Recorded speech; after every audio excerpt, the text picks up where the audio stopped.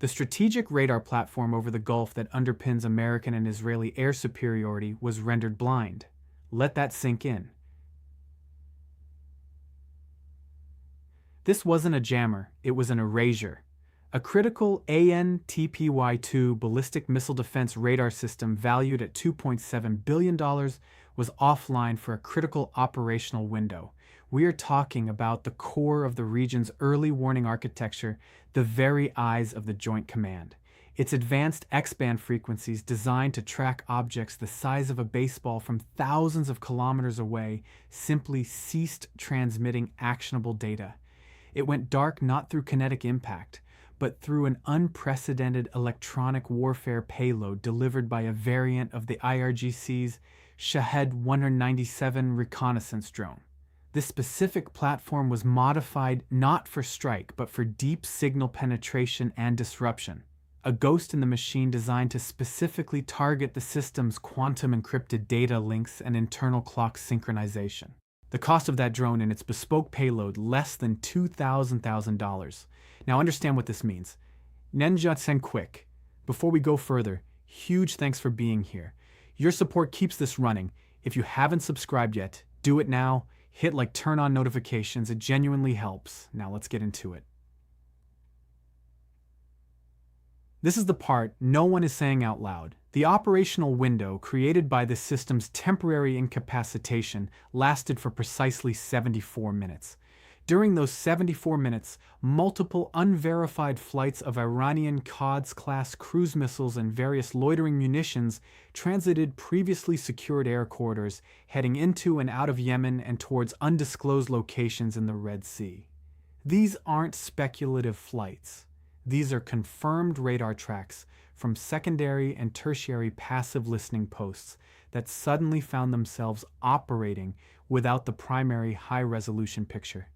It means a complete reevaluation of airspace denial is required. It means the $3.2 billion Aegis destroyers operating in the immediate vicinity were effectively reacting to a delayed picture a full 18 to 22 minutes behind the real-time events unfolding around them. That is not a malfunction. That is an operational triumph of asymmetric warfare. Here is what that tells you. And now let me be precise.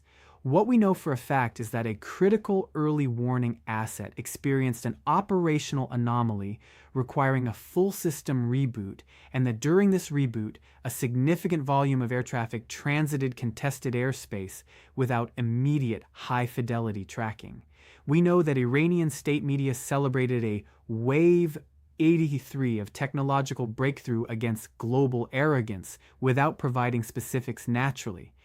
We also know that official U.S. statements referred only to routine maintenance or temporary technical issues, which is the standard playbook for managing an information vacuum. What we don't know, however, is the full extent of the data compromised during that disruption, whether the IRGC gained access to proprietary signal patterns or internal system vulnerabilities.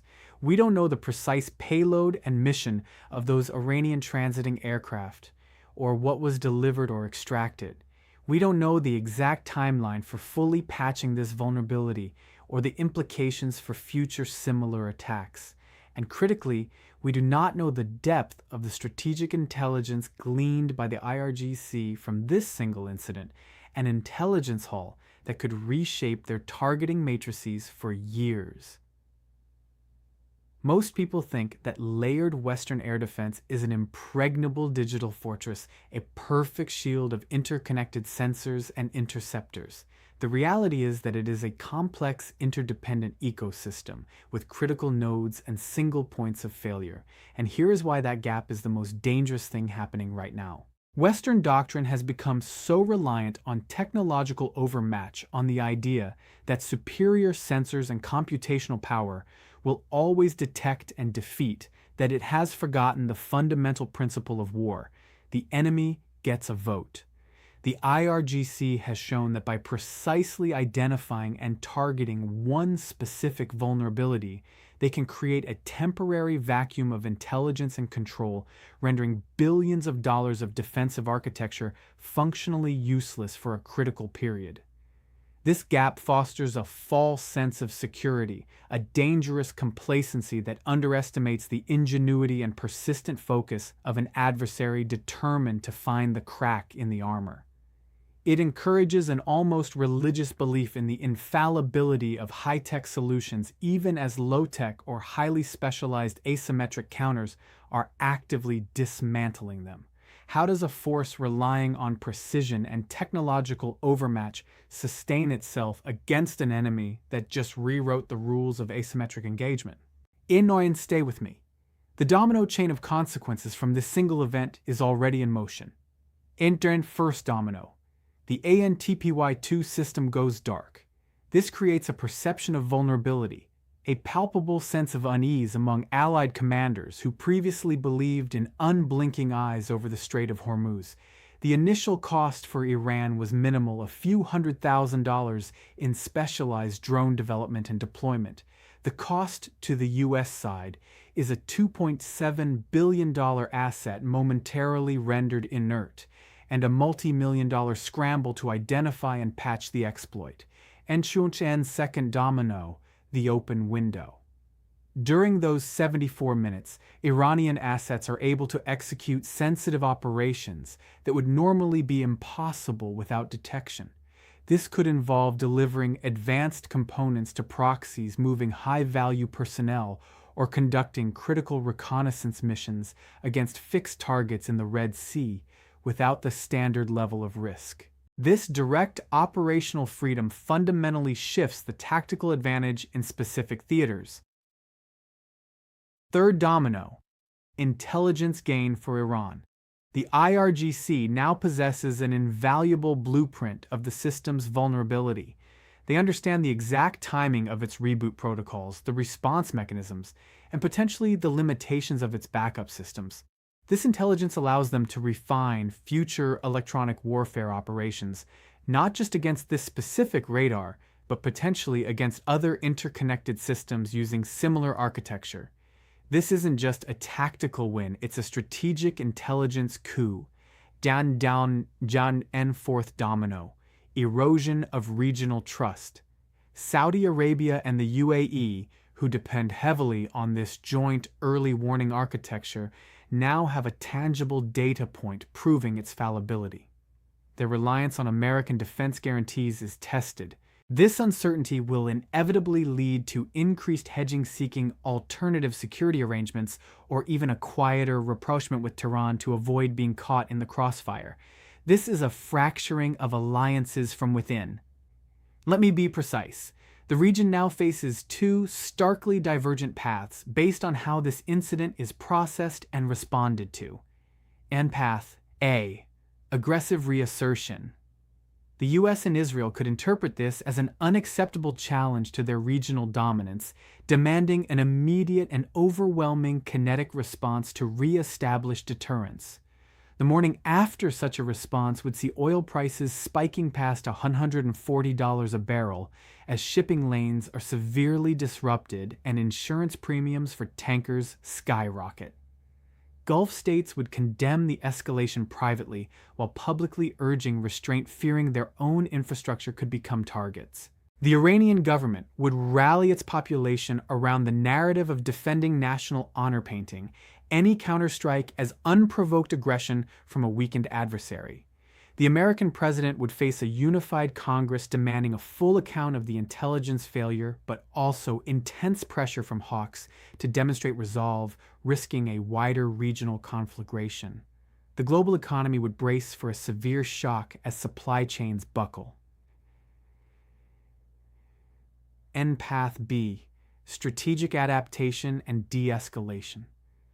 The US and Israel could quietly acknowledge the new reality, the effectiveness of asymmetric disruption, and begin a fundamental reevaluation of their regional posture. The morning after this path would see oil prices stabilize but remain elevated as market sentiment remains cautious. Gulf states would engage in quieter diplomatic efforts, with Tehran attempting to de-escalate tensions and secure their own interests. The Iranian government would declare a victory of resilience, celebrating its ability to challenge the established order without direct military confrontation. The American president would announce a comprehensive review of regional defense architecture and doctrine facing criticism from some factions for perceived weakness, but potentially gaining time to implement more robust and dispersed defenses.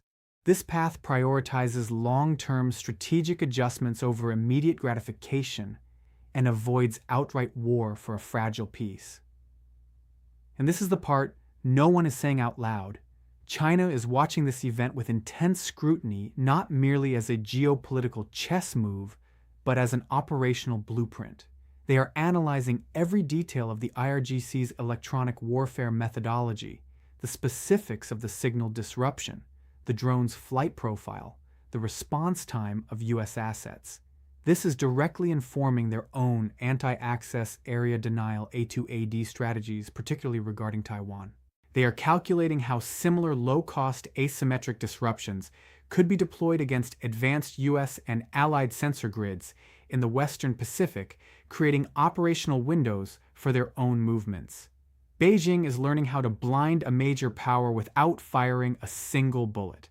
They see a cost-effective method to neutralize multi-billion-dollar assets and investment in future strategic leverage. Now understand what this means. This event carries a chilling echo of the Yom Kippur War's opening salvo, where Egyptian and Syrian forces unleashed a barrage of sophisticated Soviet-supplied SA-2, SA-3, and SA-6 surface-to-air missiles. At the time, Israeli air superiority was considered absolute. These new, integrated air defense systems rendered Israeli air power ineffective for critical initial days, creating a strategic shockwave. Just as those SAM batteries forced a complete reevaluation of air combat doctrine, this IRGC operation demands a paradigm shift in how Western forces perceive and defend against electronic and cyber threats to high-value sensor platforms.